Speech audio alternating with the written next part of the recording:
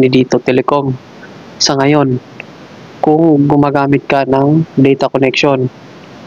Dahil itong Data 50 guys ay magagamit mo sa kahit anong gagawin mo sa internet. Either gagamit ka ng app or magbabrowse ka.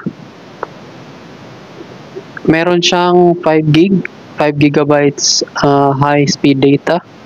Sa ngayon ay meron siyang additional na 1 gig free. 1 gig free nga na data guys. So ayan, 50 pesos siya at nung last December nagkaroon siya ng promo na 39 pesos lang at nakabil ako ng 2 beses nun. Nung pagsapit ng January ay biglang ayun, nawala na yung promo. So maybe sa December, pang December lang talaga yun.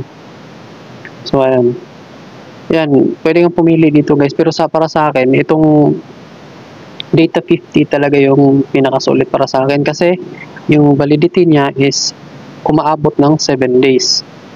So ayun, 5 gig all access data plus 1 yan sa ngayon.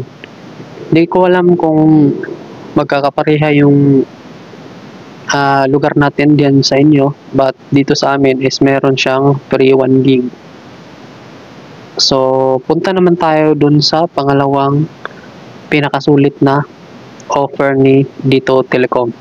Itong data app boosters guys, tap nyo yan, tapos pumili lang kayo ng kung alin yung mga apps na ginagamit nyo dito.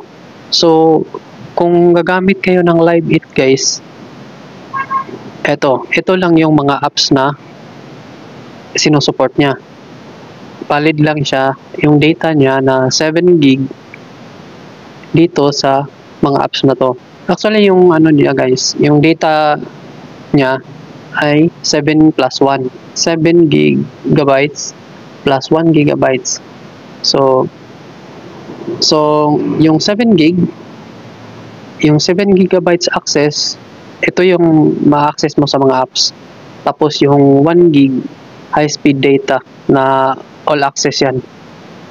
At ito ay valid for 7 days. Yan.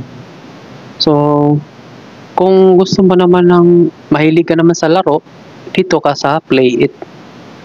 Dahil supported ito ng mga games. Ayan. Mobile Legends, Call of Duty,